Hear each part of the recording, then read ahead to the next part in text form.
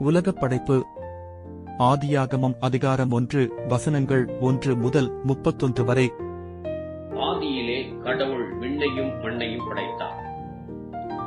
பூமி உருவமற்றதும் பெருமையுற்றதுமாய் இருந்தது.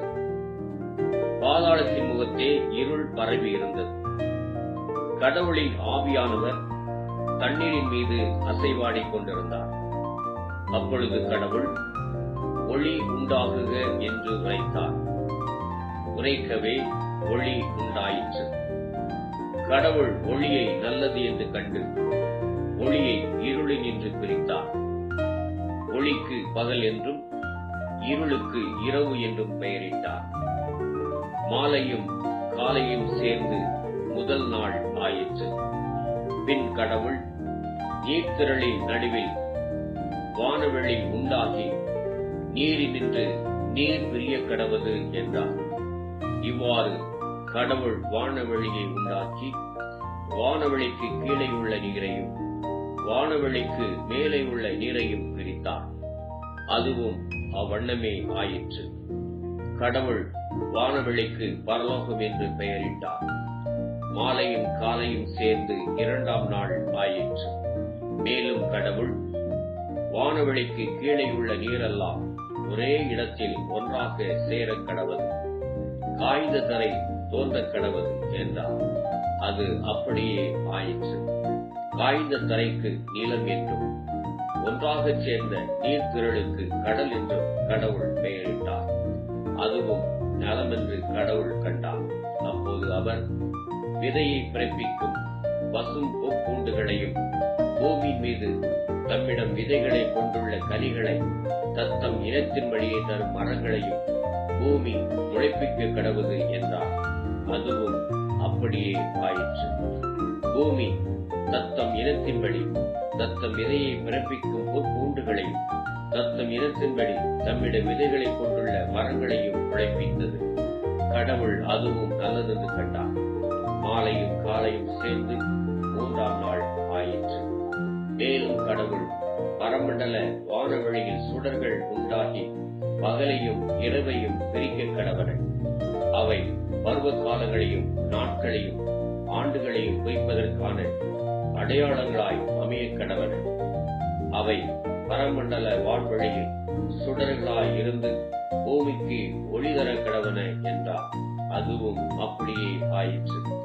அப்போது கடவுள் பகலை ஆள பெரியதொரு சுடரும் இரவை ஆள சிறியதொரு சுடருமான இரு பெரும் சுடர்களையும் விண்மீன்களையும் உண்டாக்கினார்.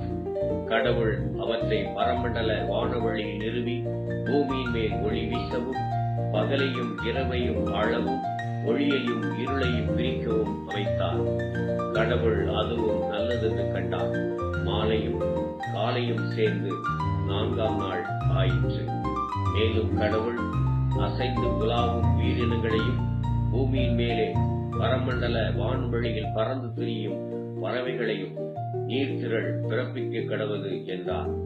அப்போது கடவுள் திமிங்கலங்களையும் உயிரும் அசைவும் உடையலுமாய் நீர்த்திரளில் உற்பத்தியாகிய வகை வகையான பிராணிகள் விதவிதமான பறவைகள் எல்லாவற்றையும் படைத்தார். கடவுள் அதுவும் நல்லதென்று கண்டார்.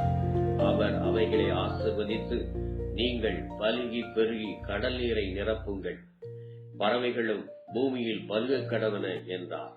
மாலையும் காலையும் சேர்ந்து ஐந்தாம் நாள் ஆயிற்று.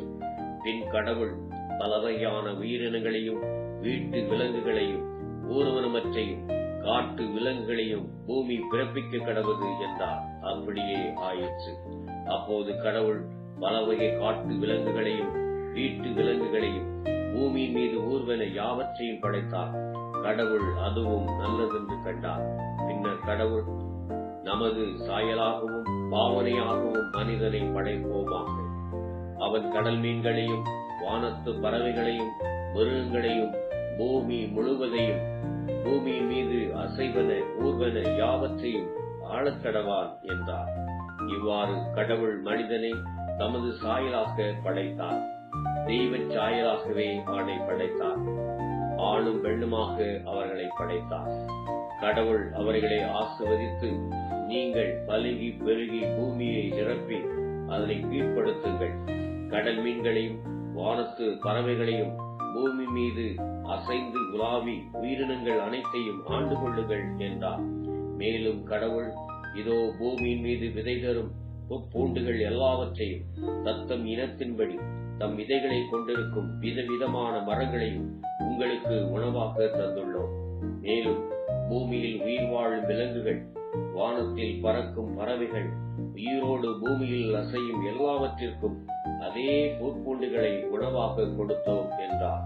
அதுவும் அப்படியே ஆயிற்று.